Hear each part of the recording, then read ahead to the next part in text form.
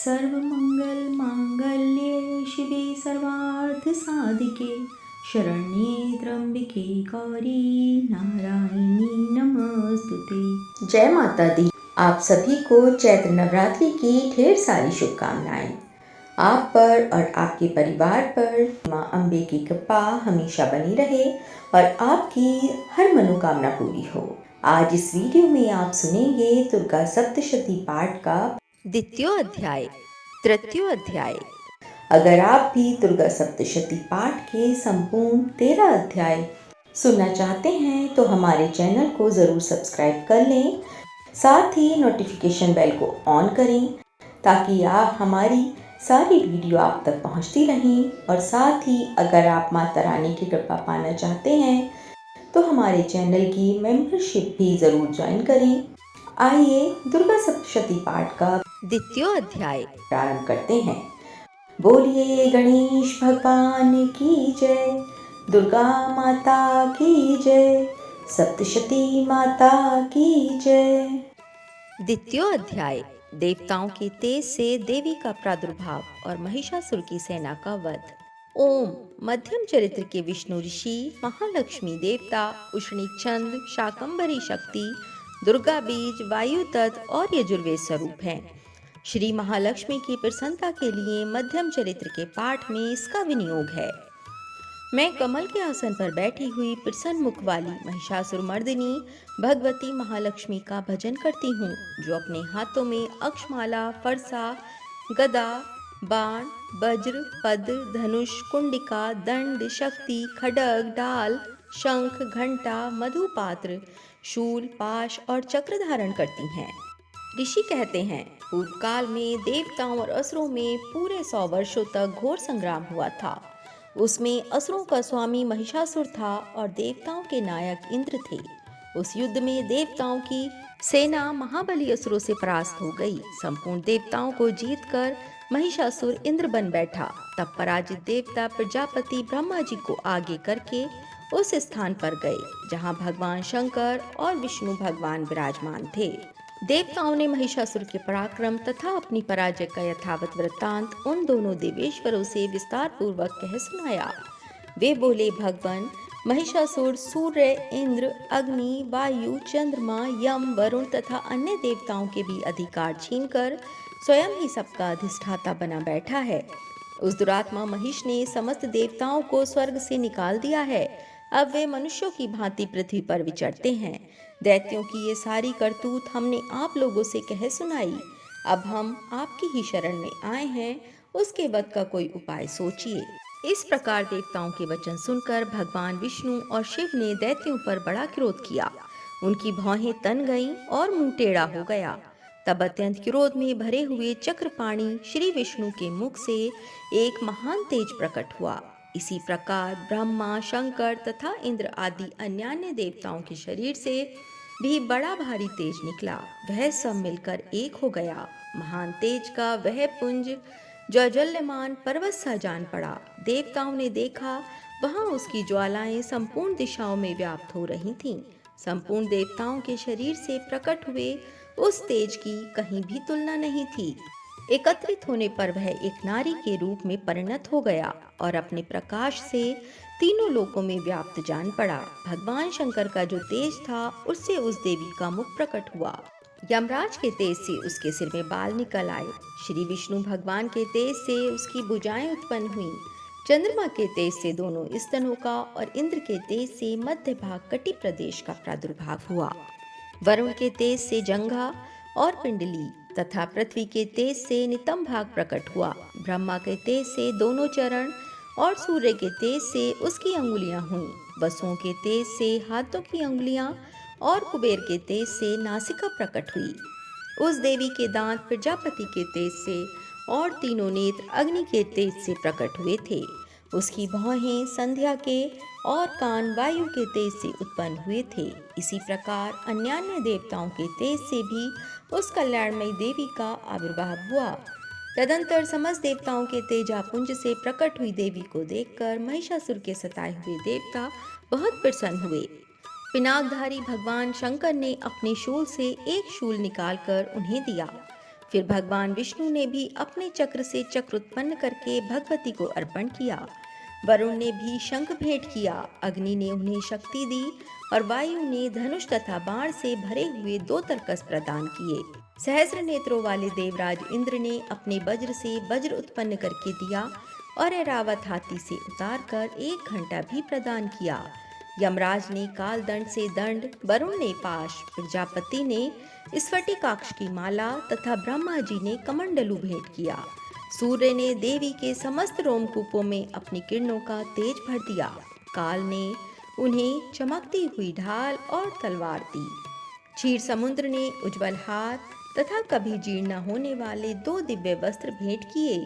साथ ही उन्होंने दिव्य चूड़ामणि, 2 कुंडल, कड़े, उज्जवल अर्धचंद्र, सब बाहुओं के लिए केयूर, दोनों चरणों के लिए निर्मल नुपुर, गले की सुंदर हंसली और सब अंगुलियों में पहनने के लिए रत्नों की बनी अंगूठियां भी दी।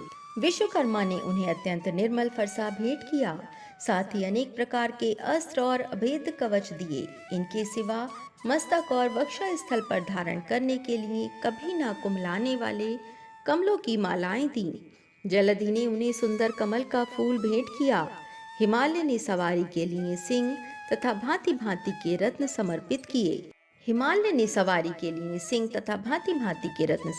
किए। धनाध्यक्ष कुबेर ने मधु से भरा पान पात्र दिया तथा संपूर्ण नागों के राजा शेष ने, जो इस पृथ्वी को धारण करते हैं, उन्हें बहुमूल्य मणियों से विभूषित नागहार भेंट दिया। इसी प्रकार अन्य देवताओं ने भी आभूषण और अस्त्र शस्त्र देकर देवी का सम्मान किया। तत्पश्चात उन्होंने बारंबार अट्टहास पूर्वक उच्च स्वर से गर्जना की। उनके भयंकर नाद से संपूर्ण आकाश गूंज उठा। देवी का वह अत्यंत उच्च स्वर से किया हुआ सिंहनाद कहीं समा न सका। आकाश उसके सामने लघु प्रतीत होने लगा। उससे बड़े जोर की प्रतिध्वनि हुई, जिससे संपूर्ण विश्व में हलचल मच गई और समुद्र कांप उठे। पृथ्वी डोलने लगी और समस्त पर्वत हिलने लगे। उस समय देवताओं ने अत्यंत प्रसन्नता के साथ सिंह वाहिनी भवानी से कहा, देवी तुम्हारी जय हो। साथ ही महर्षियों ने भक्ति भाव से विनम्र होकर उनका स्तवन किया। संपूर्ण त्रिलोकी को क्षोभग्रस्त देख दैत्यगण अपनी समस्त सेना को कवच आदि से सुसज्जित कर हाथों में हथियार लेकर सहसा उठकर खड़े हो गए। उस समय महिषासुर ने बड़े क्रोध में आकर कहा, ये क्या हो रहा है? फिर वह संपूर्ण असुरों से घिरकर उस सिंहनाद की ओर लक्ष्य करके दौड़ा और आगे पहुंचकर उसने देवी को देखा, जो अपनी प्रभा से तीनों लोगों को प्रकाशित कर रही थीं। उनके चरणों के भार से पृथ्वी दबी जा रही थी। माथे के मुकुट से आकाश में रेखा सी खींच रही थी तथा वे अपने धनुष की टंकार से 7 पातालों को क्षुब्ध किए देती थीं। देवी अपनी हजारों भुजाओं से संपूर्ण दिशाओं को आच्छादित करके खड़ी थीं। तदंतर उनके साथ दैत्यों का युद्ध छिड़ गया। नाना प्रकार के अस्त्र शस्त्रों के प्रहार से संपूर्ण दिशाएं उदासित होने लगीं। चिक्षुर नामक महान असुर महिषासुर का सेनानायक था। वह देवी के साथ युद्ध करने लगा। अन्य दैत्यों की चतुरंगणी सेना साथ लेकर चामर भी लड़ने लगा। 60,000 रथियों के साथ आकर उदग्र नामक महादैत्य ने लोहा लिया। 1 करोड़ रथियों को साथ लेकर महाहनु नामक दैत्य युद्ध करने लगा, जिसके रोएं तलवार के समान तीखे थे। वह असीलोमा नाम का महादैत्य 5 करोड़ रथी सैनिकों सहित युद्ध में आ डटा। 60 लाख रथियों से घिरा हुआ वाशकल नामक दैत्य भी उस युद्ध भूमि में लड़ने लगा। परिवारित नामक राक्षस हाथी पर सवार और घुड़सवारों के अनेक दलों तथा 1 करोड़ रथियों की सेना लेकर युद्ध करने लगा। बिडाल नामक दैत्य 5 अरब रथियों से गिरकर लोहा लेने लगा। इनके अतिरिक्त और भी हजारों महादैत्य रथ, हाथी और घोड़ों की सेना साथ लेकर वहां देवी के साथ युद्ध करने लगे। स्वयं महिषासुर उस रणभूमि में कोटि कोटि सहस्र रथ, हाथी और घोड़ों की सेना से घिरा हुआ खड़ा था।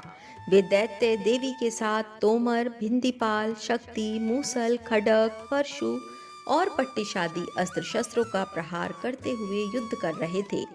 कुछ दैत्यों ने उन पर शक्ति का प्रहार किया, कुछ लोगों ने पाश फेंके तथा कुछ दूसरे दैत्यों ने खड्ग प्रहार करके देवी को मार डालने का उद्योग किया। देवी ने भी क्रोध में भरकर खेल खेल में ही अपने अस्त्र शस्त्रों की वर्षा करके दैत्यों के वे समस्त अस्त्र शस्त्र काट डाले। उनके मुख पर परिश्रम या थकावट का रंच मात्र भी चिन्ह नहीं था। देवता और ऋषियों की स्तुति करते थे और वे भगवती परमेश्वरी दैत्यों के शरीरों पर अस्त्र शस्त्रों की वर्षा करती रहीं। देवी का वाहन सिंह भी क्रोध में भरकर गर्दन के बालों को हिलाता हुआ असुरों की सेना में इस प्रकार विचरने लगा मानो वनों में दावानल फैल रहा हो।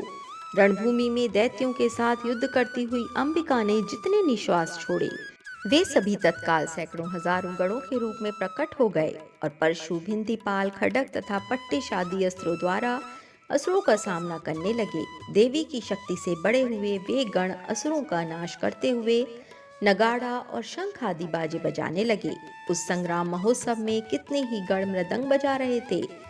तदंतर देवी ने त्रिशूल से, गदा से, शस्त्रों की वर्षा से और खड्ग आदि से सैकड़ों महादैत्यों का संहार कर डाला। कितनों को घंटे के भयंकर नाश से मूर्छित करके मार गिराया। बहुतेरे दैत्यों को पाश से बांधकर धरती पर घसीटा। कितने ही दैत्य उनकी तीखी तलवार की मार से दो दो टुकड़े हो गए। कितने ही गदा की चोट से घायल हो धरती पर सो गए।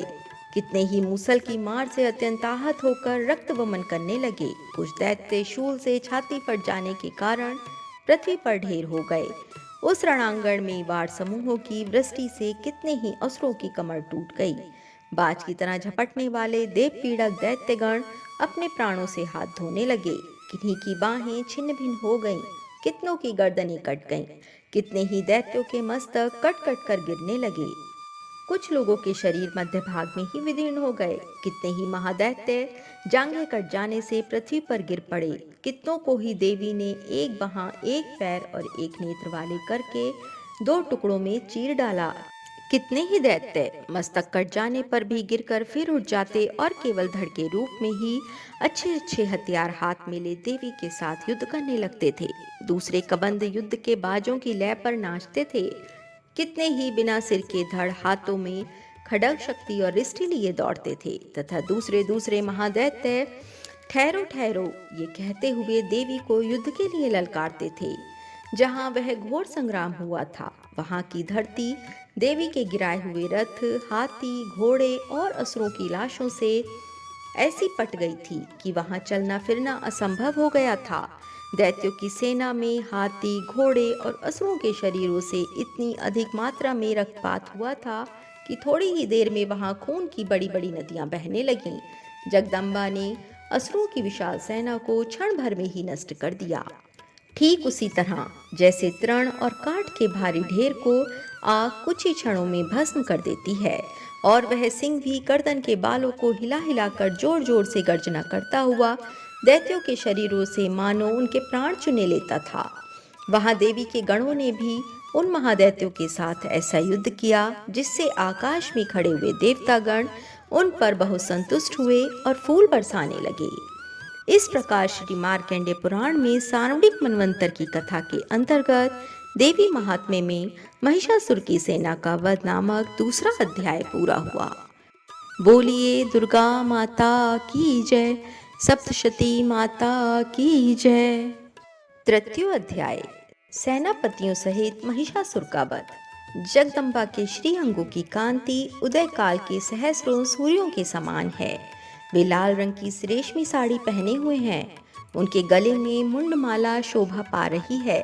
दोनों स्तनों पर रक्तचंदन का लेप लगा है। वे अपने कर कमलों में जप मालिका, विद्या और अभय तथा वर नामक मुद्राएं धारण किए हुए हैं। 3 नेत्रों से सुशोभित मुखारविंद की बड़ी शोभा हो रही है। उनके मस्तक पर चंद्रमा के साथ ही रत्नमय मुकुट बंधा है तथा वे कमल के आसन पर विराजमान हैं। ऐसी देवी को मैं भक्ति पूर्वक प्रणाम करती हूँ। ऋषि कहते हैं, दैत्यों की सेना को इस प्रकार तहस नहस होते देख महादैत्य सेनापति चिक्षुर क्रोध में भरकर अंबिका देवी से युद्ध करने के लिए आगे बढ़ा। वह असुर रणभूमि में देवी के ऊपर इस प्रकार बाणों की वर्षा करने लगा जैसे बादल मेरुगिरी के शिखर पर पानी की धार बरसा रहा हो। तब देवी ने अपने बाणों से उसके बाण समूह को अनायास ही काटकर उसके घोड़ों और सारथी को भी मार डाला। साथ ही उसके धनुष तथा अत्यंत ऊंची ध्वजा को भी तत्काल काट गिराया। धनुष कट जाने पर उसके अंगों को अपने बाणों से बींध डाला। धनुष, रथ, घोड़े और सारथी के नष्ट हो जाने पर वह असुर ढाल और तलवार लेकर देवी की ओर दौड़ा। उसने तीखी धार वाली तलवार से सिंह के मस्तक पर चोट करके देवी की भी बाईं भुजा में बड़े वेग से प्रहार किया। राजन, देवी की वहां पर पहुंचते ही वह तलवार टूट गई। फिर तो क्रोध से लाल आंखें करके उस राक्षस ने शूल हाथ में लिया और उसे उस महादैत्य ने भगवती भद्रकाली के ऊपर चलाया। वह शूल आकाश से गिरते हुए सूर्य मंडल की भांति अपने तेज से प्रज्वलित हो उठा। उस शूल को अपनी ओर आते देख देवी ने भी शूल का प्रहार किया। उससे राक्षस के शूल के सैकड़ों टुकड़े हो गए। साथ ही महादैत्य चिक्षुर की भी धज्जियां उड़ गईं। वह अपने प्राणों से हाथ धो बैठा। महिषासुर के सेनापति उस महापराक्रमी चिक्षुर के मारे जाने पर देवताओं को पीड़ा देने वाला चामर हाथी पर चढ़कर आया। उसने भी देवी के ऊपर शक्ति का प्रहार किया, किंतु जगदम्बा ने उसे अपने हुंकार से ही आहत एवं निष्प्रभ करके तत्काल पृथ्वी पर गिरा दिया। शक्ति टूटकर गिरी हुई देख चामर को बड़ा क्रोध हुआ। अब उसने शूल चलाया, किंतु देवी ने उसे भी अपने बाणों द्वारा काट डाला। इतने में ही देवी का सिंह उछलकर हाथी के मस्तक पर चढ़ बैठा और उस दैत्य के साथ खूब जोर लगाकर बाहु युद्ध करने लगा। वे दोनों लड़ते लड़ते हाथी से पृथ्वी पर आ गए और अत्यंत क्रोध में भरकर एक दूसरे पर बड़े भयंकर प्रहार करते हुए लड़ने लगे। तदंतर सिंह बड़े वेग से आकाश की ओर उछला और उधर से गिरते समय उसने पंजों की मार से चामर का सिर धड़ से अलग कर दिया। इसी प्रकार उदग्र भी शिला और वृक्ष आदि की मार खाकर रणभूमि में देवी के हाथ से मारा गया तथा कराल भी दांतों, मुक्कों और थप्पड़ों की चोट से धराशायी हो गया। क्रोध में भरी हुई देवी ने गदा की चोट से उद्दत का कचूमर निकाल डाला, भिंदीपाल से वाशकल को तथा बाणों से ताम्र और अंधक को मौत के घाट उतार दिया। 3 नेत्रों वाली परमेश्वरी ने त्रिशूल से उग्रास्य, उग्रवीर्य तथा महाहनु नामक दैत्यों को मार डाला। तलवार की चोट से बिडाल के मस्तक को धड़ से काट गिराया। दुर्धर और दुर्मुख इन दोनों को भी अपने बाणों से यमलोक भेज दिया। इस प्रकार अपनी सेना का संहार होता देख महिषासुर ने भैंसे का रूप धारण करके देवी के गणों को त्रास देना आरंभ किया। किन्हीं को थुतुन से मारकर, किन्हीं के ऊपर खुरों का प्रहार करके, किन्हीं को पूंछ से चोट पहुंचाकर, कुछ को सींगों से विदीर्ण करके, कुछ गणों को वेग से, किन्हीं को सिंहनाद से, कुछ को चक्कर देकर और कितनों को निश्वास वायु के झोंके से धराशायी कर दिया। इस प्रकार गणों की सेना को गिराकर वह असुर महादेवी के सिंह को मारने के लिए झपटा। इससे जगदम्बा को बड़ा क्रोध हुआ। उधर महापराक्रमी महिषासुर भी क्रोध में भरकर धरती को खुरों से खोदने लगा तथा अपने सींगों से ऊंचे ऊंचे पर्वतों को उठाकर फेंकने और गर्जने लगा। उसके वेग से चक्कर देने के कारण पृथ्वी क्षुब्ध होकर फटने लगी। उसकी पूंछ से टकराकर समुद्र सब ओर से धरती को डुबोने लगा। हिलते हुए सिंगों के आघात से विदीर्ण होकर बादलों के टुकड़े टुकड़े हो गए। उसके श्वास की प्रचंड वायु के वेग से उड़े हुए सैकड़ों पर्वत आकाश से गिरने लगे। इस प्रकार क्रोध में भरे हुए उस महादैत्य को अपनी ओर आते देख चंडिका ने उसका वध करने के लिए महान क्रोध किया। उन्होंने पाश फेंक कर उस महान असुर को बांध लिया। उस महासंग्राम में बन जाने पर उसने भैंसे का रूप त्याग दिया और तत्काल सिंह के रूप में वह प्रकट हो गया। उस अवस्था में जगदम्बा ज्यों ही उसका मस्तक काटने के लिए उद्यत हुई, त्यों ही वह खड्गधारी पुरुष के रूप में दिखाई देने लगा। तब देवी ने तुरंत ही बाणों की वर्षा करके ढाल और तलवार के साथ उस पुरुष को भी बींध डाला। इतने में ही वह महान गजराज के रूप में परिणत हो गया तथा अपनी सूंड से देवी के विशाल सिंह को खींचने और गर्जने लगा। खींचते समय देवी ने तलवार से उसकी सूंड काट डाली। तब उस महादैत्य ने पुनः भैंसे का शरीर धारण कर लिया और पहले की ही भांति चराचर प्राणियों सहित तीनों लोगों को व्याकुल करने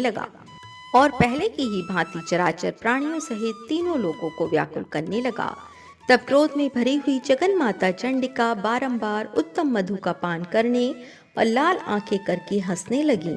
उधर वह बल और पराक्रम के मद से उन्मत्त हुआ राक्षस गर्जने लगा और अपने सींगों से चंडी के ऊपर पर्वतों को फेंकने लगा। उस समय देवी अपने बाणों के समूहों से उसके फेंके हुए पर्वतों को चूर्ण करती हुई बोली।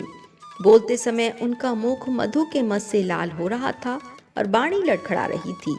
देवी ने कहा, ओ मूढ़, जब तक मैं मधु पीती हूँ तब तक तू क्षण भर के लिए खूब गर्ज ले। मेरे हाथ से यहीं तेरी मृत्यु हो जाने पर अब शीघ्र ही देवता भी गर्जना करेंगे। ऋषि कहते हैं, यों कहकर देवी उछली और उस महादैत्य के ऊपर चढ़ गईं।